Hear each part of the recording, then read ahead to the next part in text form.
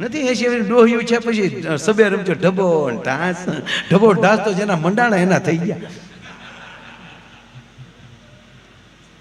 પેલા હવે તો બહુ ભગવાનને દયા પણ પેલા છે ને ભાઈ એ જે આપણે હોસ્પિટલ આટો મારવા જાય ને તો બહુ મજા આવે જેટલા ખાટલા એટલા દર્દી જેટલા દર્દી એટલા બાટલા અને જેટલા બાટલા એટલા પડખે ટેબલ દરેક દર્દીનો બાટલો સળતે બાવડું પકડવાવાળા બેઠા છે લગભગ 200 બાવડા પકડીને બેઠી હોય એ બાવડું હલાવતા નહીં બાટલા દોરડું નીકળી જાય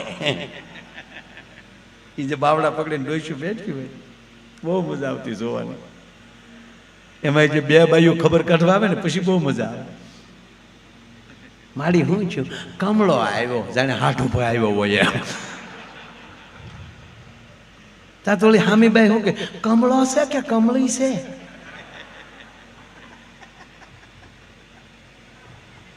અને ઊભી ખબર કાઢવા ને એ ઊભા થઈને પછી હું હરખી સા પાણી ન પાયા હોય ને તો ઊભું થાક્યું છે ને ખેંચ્યું છે કમળાવાળા કોઈ જીવતા ન છો હમણાં અમારા પાડોમાં 20 વર્ષનો બિચારો સીભડું ફાટે એમ કમળામાં ફાટી ગયો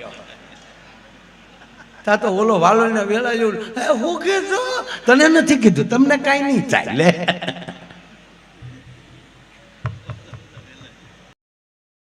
નીતર એક ગામમાં એક બાપો રહેતો બાપા પણ બાપો એટલે બાપુ એની હેરીમાં કોઈને ગળવા ન દેવો ઓટે બેઠા જ હોય લાકડી લઈ હા હું ગળી ગયા હાલ અને અવડી અવડી દેવો મને એક ભાઈ પૂછતા હતા મને કે તમે બધા શીખો ક્યાંથી આ ચોપડી મળે મેં ના ગાડીની ચોપડી આવે ક્યાં મને કે ના તો કેમ તાર બાપા બોલે મેં આવે બધું તમે કેવો ટાવરની નજીક છો એના ઉપર આધાર છે આ ઉતરે પછી બધી પણ આ બાપો એટલો બધો બાપુ દાદા રાહીને એની શેરીમાં કોઈ ન ગળવા દે હવે આપણે બધા માલધારી છીએ લાકડીઓ રાખવાવાળા છીએ આમ કૂતરું હામું ધોડ્યું આવતું હોય અને આપણે સૂટી લાકડીનો ઘા કરીએ ભોજભાઈ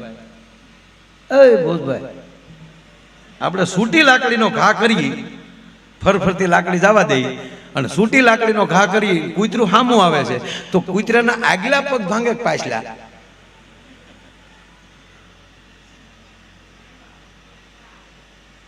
આ ભાભો ઘા કરતો ને પાછલા ભાગતા બોલો એવી લાકડી ફેરવીને જવા દે ને એટલે લાકડીનો આગલો છેડો કૂતરાની ઓળમાં આવે કૂતરાની ઓળમાં આવે એટલે કૂતરો આટી મારી જાય એટલે લાકડીનો પાછલો છેડો કૂતરાના પાછલા ટાટિયામાં આવે આવો આટું કરો ગામમાં કૂતરું ઢહડાતું નીકળે ને એટલે ગામ એમ કે ભાભાનો ઘા છે અને ભાભો અડી ગયેલો છે આવો ભાભો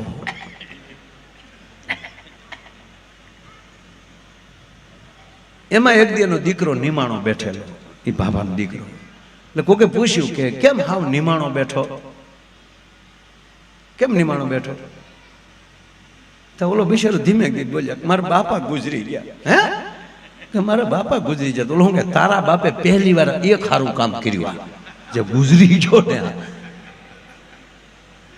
સાહેબ મૃત્યુ પાછળ કોકને આઘાત લાગવો જોઈએ ગામ રાજી થાય એવું મૃત્યુ ન હોવું જોઈએ પણ એ ભાભો તો ગુજરી ગયો પણ સંતોષભાઈ બન્યું એવું બે દીકરાને હલવાડતો ગયો મરતી વખતે બે છોકરા માથા ઉપર પેલા જો હવે ભાભાનું મોત ભાભલે મોત સુધાર લીધું ભાભાએ એટલું કીધું કે બેટા છોકરાઓ હવે મારા છેલ્લા 10 હાલે છે હું જાજુ રહેવાનો નથી છોકરા કે પણ બાપા રહેવાય જ નહીં હવે નીકળી જવાય એમ તમારે બહુ ખોટી બાપા ન થવાય એમ ઘણું રોકાણા છો બાપા 80 એટલે ઘણા કહેવાય બાપા હા બેટા હું નીકળું છું પણ એક દીકરા મને વચન આપો મારા ગયા પછી એક હું કવિ કામ કરજો આ ગામ આપણું બહુ સારું હતું બેટા હું ગમે એવું બોલ્યો ને તો ગામે કોઈ દી મારી આબરૂ ન કાઢે ધન્ય છે ગામની વસ્તીને ધન્ય છે ગામને કોઈ મારી પટકી ન પાડી મારી ગાડું ખાઈ લીધી આ ગામે એટલે મારા ગયા પછી દીકરા એવું પાછળ કામ કરજો મારા ગયા પછી વાહે એવું કામ કરજો કે ગામ એમ કેવું જો કે એનો બાપ બહુ સારો હતો છોકરા કે મંજૂર પણ નીકળો બાબાને બે વાર થયો આ કોરોનામાં ઘણા છે ખાલી ડોક્ટર એમ કહે ને કે તમને કોરોના છે, મને કોત બોલો તો રોના તો ન્યા જઈને બોલતો બોલો એટલી ઉતાવળે નીકળી જતા.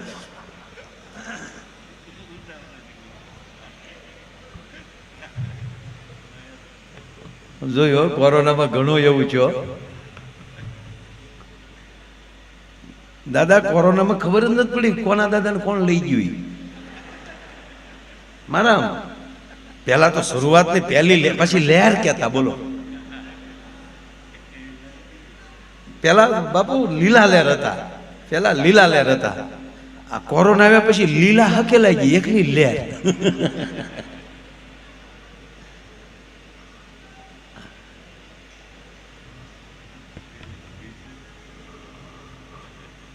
કેટલી લહેર હતી? ત્રીજી લહેર. અને પહેલી લહેરમાં તો કોઈને ડેડ બોડી આપતા જ નહીં, અહીંયા જ રાખતા. હું કરતા મારો રામ જાણે. પણ આના ઉપરથી નથી લાગતું કે હવે 18 વર્ષની એક થવાની જરૂર છે. જો જ્ઞાતિવાદ કરવો છો ને તો આ કોરોનામાં કરી લેવો છો કે ભલે અમે મરી જાય પણ અમારા બાપને અમે જ બાળવા જાવ. ભલે અમારા બાપા મરી જાય પણ ડોક્ટર મારી જ નાઈટ નો હોવો જોઈએ. ન કર્યું આપણે. ઈશ્વરે આપણે બ્લેક હોલમાં નાખી દીધા કે લ્યો તમને ફાકો છે ને કે અમે 11 ભાઈઓ છે 15 ભાઈઓ છે, જાવજો ખબર કાઢવા. કાસ તો વટો બારી માલી જતા છે. જાજા હું કહો બગા હું ખાતા છે એવું લાગ્યું. બગા હું નહીં પતા હું ખાતો તો તારો ડોહો. ત્યાં પરિવારનું જોર વયું ગયું. અને ઈશ્વરે આપેલું ઓક્સિજન જે આપણે લઈ રહ્યા છીએ એ ઓક્સિજનની કિંમત શું કહેવાય એ ઈશ્વરે દેખાડી દીધી. એક જણાને ફોન આવ્યો, હોસ્પિટલે ફોન કર્યો કે તમારા દાદાને લઈ જાઓ. એટલે ઓલા ધડદીને ગાડી લઈને ગયા. તો કીટમાં પેક જ આપતા હાવ મોઢું કોઈ ન જોતું. કીટમાં તે વાહડે ઊંચું કરીને આપી દે ગાડી લઈ જાઓ. ઓલા પાછા મહાણે એમ જ ફેંકી દે. એ લઈ ગયા, બાળી આવ્યા, 12મું 13મું કરી નાખ્યું. 15 દી છે પાછો ફોન આવ્યો એ કે તમારા દાદાને લઈ જાઓ. ઓલા છોકરા કે હું દાદાને ખાઈને હોય એક દાદો લઈ ગયા, હું દાદો લઈ જાઉં. અરે કે ભાઈ તમારા દાદા છાજા થઈ ગયા છે. તો ઓલા અહીંયા ગયા તો દાદો પીડી ટેકાવીને બેઠેલો. મારા દીકરો મહિનાથી કોઈ ડોકાણો નહીં. અરે કે આપણો બાપ તો જીવે ડોહો. બાપાની ગાડીમાં બેહાડ્યા ને ઓલા પછી ઓફિસમાં ગયા. જેથી લઈ ગયા એ રસીદ લેતા ગયા હતા. એ કે આ રસીદ અમે લઈ ગયા હતા એ કોને? તો ડોક્ટર કે જવા છે નહીં તો છેલ્લે સરવાળો કરી લઈશ. એના સરવાળા નથી રહ્યા સાહેબ. એમાં આપણા સ્નેહીઓ ગુમાવ્યા છે. આ ઘટના જેવું તેવું વંટોળ નથી ગયો આપણી વચ્ચેથી અને આપણને કાંઈ નથી થયું, આપણે બચી ગયા તો અભિમાન ન કરતા ઠાકરનો આભાર માનજો કે આવા કાર્યો કરવા માટે ઈશ્વરે આપણને રહેવા દીધા છે. ભલા એનો આભાર માનજો કે અમે આવા કાર્યો કરવા માટે. હે ઠાકર હવે અમે તને ભૂલશું નહીં. અમે તારી ઉપર ભરોસો રાખીને જીવીએ છીએ. અમને ક્યાં ટાઈમે સંધ્યા કરાય, ક્યાં ટાઈમે તને થાળ ધરાય એ અમને કાંઈ ખબર નથી. અમને તો એટલું જ કે હે ઠાકર આવજે મારા બાપ. ભલે જલજીલની 11 બધા કરતા હોય પણ બાપુ ભરવાડનો દીકરો જે જલજીલની 11 જે કરતો હોય, જલજીલવા જતો હોય એવું હજી સુધી કોઈ ન જઈ શકે. જન્માષ્ટમી બધા ઉજવતા હોય પણ સાહેબ જ્યારે ભરવાડનો દીકરો રાસ લેતો હોય, માલધારીનો દીકરો રાસ લેતો હોય એના સ્ટેપમાં ભૂલ ન પડે. કારણ કે કૃષ્ણની ભક્તિ માના કોઠામાંથી લઈને આવેલો હોય છે. ભલા માણા ઠાકરની ભક્તિ માના કોઠામાંથી લઈને આવેલો હોય. જેને જેને જ્યાં બાકી તો આ તો જો ભાઈ ફાવે તો જ ફાવે, બાકી ન ફાવે. હરખું ઉતરી જાય બધું હાંગો પાંગ. આપણે તો તોય ભાઈ આ બેનું જેવું આપણે હપ નહીં. આ બેઠ્યું ને માવું એ જોઈ ગંગાજીને કીર્તન ગાય સવારમાં વહેલા કેટલા જાગીને રિક્ષામાં બેહીને જાય એ આપણે જોયું. હે તમે જોવો તો ખરા.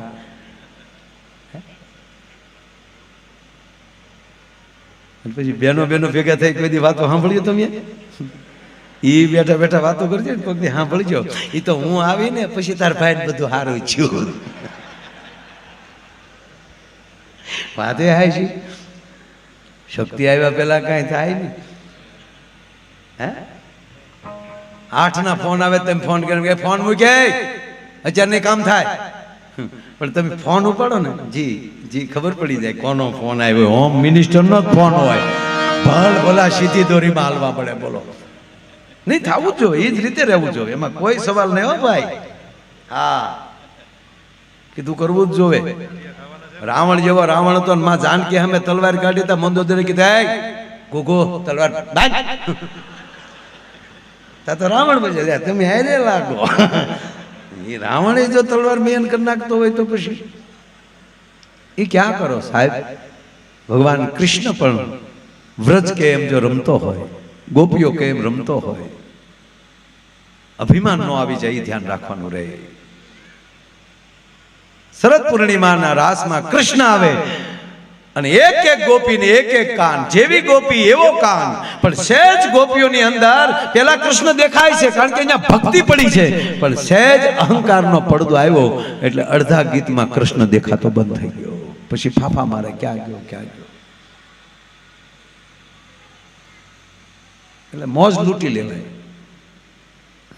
બેનો હું જોઉં છું એ કથામાં કીર્તન અહીંયા છે તો કીર્તન ગાય રૂમમાં એમણામ નહીં બેઠા હોય, અને આપણે જે બીડીયું ઉપર બીડીયું છે, આપણે બે રૂડિયું છે કાલ રાતે પી ગયા છે નહીં. કર્યો સત્સંગ હો બાબુ, કર્યો આનંદ.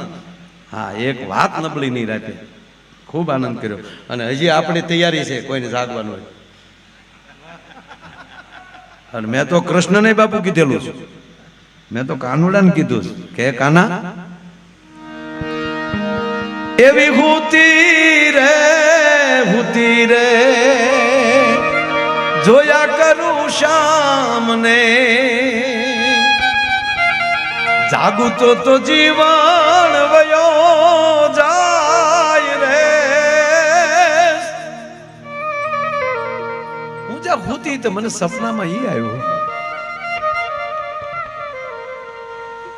અને હવે પછી હુતા હુતા જો પછી જાગવાની મહેનત ન કરી, જાગું તો વયો જાય. હે કૃષ્ણ અમારે સૂવું જ નથી તારા ભજનમાં, પણ સાંભળી લે તું સપનામાં આવતો હો તો અમારી જાગવાની તૈયારી નથી, ભલે એમાં ને એમાં ભાવ પૂરો થઈ જાય. પણ આમાં હજી નક્કી તો થતું જ નથી હો કે આ જીવીએ એ અત્યારે છે એ સપનું છે. દાનલગરીએ કીધું ને આ સંસાર ખોટો કે સપનું ખોટું, આમાં કઈ હળવું જે નહીં રે. એક માણસ હોઈ ગયો, એને સપનું આવ્યું, સપનામાં પતંગિયું થઈ ગયું. એ પતંગિયું પાછું હોઈ ગયું, એને સપનું આવ્યું, એ સપનામાં માણસ થઈ ગયું.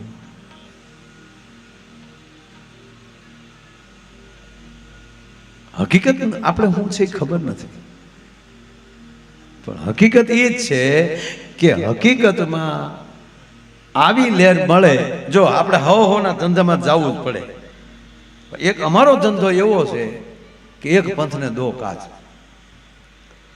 ભજન થાય એને પોચું મળ્યા કરે. એક પંથને દો કાચ છે. એક તો એના નામના ભજન લેવ, એનું ભજન થાય, આપ જેવા મહાપુરુષોના દર્શન થાય. અને મને ક્યારેક ઘણી વાર ક્યારેક નહીં ઘણી વાર લગભગ મને આ વિચાર આવ્યા વગર ન રહે કે આ સદગુરુની કૃપા ન હોત તો માયો ક્યાં બેઠો હોત. આ કૃપા આપણને ક્યાંક લઈ જાય છે. મને એકવાર અમરીશભાઈ પૂછ્યું બાબા કે માયાભાઈ તમે આ વિધાતા આપણા લેખ લખ્યામાં માનો છો? મેં કીધું હા. મને કે લેખ તો છઠ્ઠીને દિવસે જ લખી નાખે છે? મેં કીધું હા. જન્મતા આવે છઠ્ઠીને દિવસે બ્રહ્માજી આપણા લેખ લખી નાખે છે, વિધાતા આપણા લેખ લખી નાખે છે. એના લેખ ઉપર મેં કોઈ ફેરફાર થઈ શકે? બિલકુલ નહીં. પછી એને તરત એક પ્રશ્ન બહુ કર્યો હારો કે તો પછી આ ભજન કીર્તન સદગુરુ યાત્રા કુળદેવી આ બધું શું કરવાથી શું ફાયદો? મેં કીધું એનાથી વિધાતાના લખેલા લેખમાંથી ફેરફાર ન થઈ શકે, પણ સદગુરુની, તમારા ઈષ્ટદેવની, તમારા કુળગૌરની, તમારા કુળગુરુની આ બધાની કૃપા ભેગી થાય ને ત્યારે હેતુ ફેર થઈ જાય. લખેલું ન ભોહાય. દાખલા તરીકે મારા લેખ તો વિધાતા બાપુ એવા જ લખ્યા છે ને કે તારે ગામો ગામ જવાનું, આખી રાત આખા ગામને જગાડવાનું, એ ગામમાં 4-5 લાખનું કાબલું પાડવાનું, આગળ પાછળ પોલીસ છે ક્યારેક ક્યારેક, બધી જેલમાં જવાનું, લગભગ બધી જેલમાં ગયો. આ લેખ તો આજ લખેલા ને. હવે સાબરમતી જેલમાં, એટલે જેલમાં એટલે પ્રોગ્રામમાં ગયો છું. હા, એટલે મેં એને કીધું, મેં કીધું જો માની લો મારી ઉપર કૃપા ન હોત તો હું આખું ગામ ભાંગતો હોત ને. કેવો હોત? જે જગ્યાએ તમારે જવાનું છે ત્યાં જવાનું જ છે, પણ હેતુ ફેર થઈ જાય ને. જો જેલમાં કેદી હોય અને પોલીસ હોય, ઓલાને તો જામીન થાય, આ પોલીસને તો આખી જિંદગી નોકરી જેમાં પૂરી કરવાની છે. કેદી હુઈ જાય, ઓલા બંદૂકનો કંદો લઈને આખી રાત ઉભા. પણ બેના વિચારમાં ફેર છે. ઓલાને એમ છે કે હું કેદી છું, આને એમ છે કે હું પોલીસ છું. બસ વિચારધારા જે ફરી જાય. જવું પડે ને, જવું જ પડે સાહેબ, એમાં કોઈ લેખમેખ નથી. પણ તમારા ઈષ્ટદેવની કૃપા હોય ને, તમે જ્યાં જાઓ ત્યાં તમારી એન્ટ્રી પડતી હોય. ભલામાં તમે જ્યાં જાઓ ને ત્યાં તમારી એન્ટ્રી પડતી હોય, ત્યાં સ્વાગત થતું હોય, વેલકમ આવો. અમુક અમુક ને જોઈ તો હાવ લોધરિયા છે, અમે હાવ મળી ગયા સારું કરીને નહીં. આમ જે કાર્યમાં જતો હોય એમાં એનો રસ્તો થતો હોય. આ કૃપા ભગવાનની કૃપા થાય, એની ઉપર ભરોસો બેસી જાય. અને ત્રીજી વાત, ભગવાન કૃષ્ણ એમ કહે છે કે હે અર્જુન, તું કર્મ કર, ફળની આશા ન રાખ, એ મારા ઉપર છોડ. બાપુ સુદામાને કેટલો ભરોસો હશે. આખી જિંદગી એનું કર્મ જ કર્યું એને, કે બસ હું કૃષ્ણનો, ભગવાનનો, હું આ ધર્મનો હું પ્રચાર કરું. હું એક બ્રાહ્મણ છું. 2 બ્રાહ્મણ મહાભારતમાં બેયની પત્ની જ મોકલે છે. બેયના દીકરાઓને ખાવા દૂધ નથી. ગરીબાઈ આટો લઈ ગયેલી છે, પણ એક એવી રીતે મોકલે કે તમારો મિત્ર છે દ્રુપદ, અને તમને વચન આપેલું છે કે અડધી ગાદી આપશે અને તમે જાઓ. લાલચ પેલા ફળ બંધાઈ ગયું, અને એની ઘટનામાં નથી જવું કે જે ગુરુ દ્રોણાચાર્યને જે ઘટના બની એ જ રીતે અહીંયા સુદામાના પત્ની એમ કહે છે, હું માગવાનું ક્યાં કહું, એકવાર મોઢું તો દેખાડી આવો એને. ભલા માના તમે એકવાર તો તમે જાઓ. કે ગોરાણી મારે કેમ જાવું, કૃષ્ણથી હું મોટો છું. આ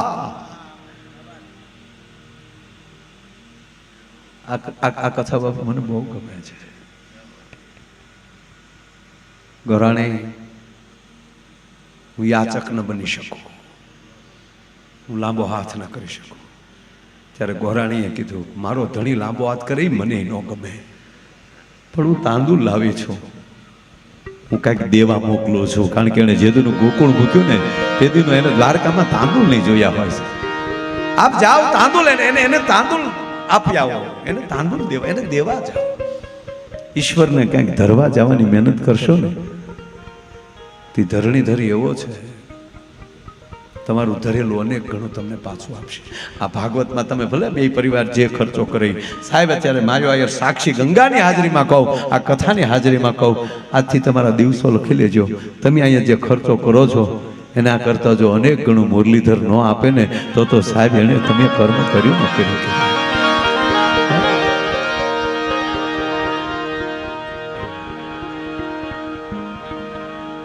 નાના જેના બાળકો હોય, વૃદ્ધ હોય, સુદામાને વૃદ્ધ કીધા છે. દાદા જેની પાસે સત્ય હોય ને એ ભલે 18 વર્ષનો હોય, પણ એ વૃદ્ધ જ દેખાતો હોય, પીઠ જ દેખાતો હોય. જેનામાં સત્ય લવો. આ સત્યનારાયણ ભગવાનની કથામાં શીરો શું કામ? સત્ય વૃદ્ધ હોય, સવાય નો સવાય, શીરો હાલે.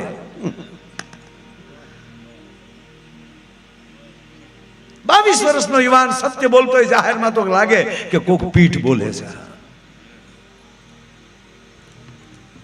બાકી 80 વર્ષનો ઉભો મોઈ દાંડી રમતો એ જ લાગે, એમાં કઈ હોય કોક જાય.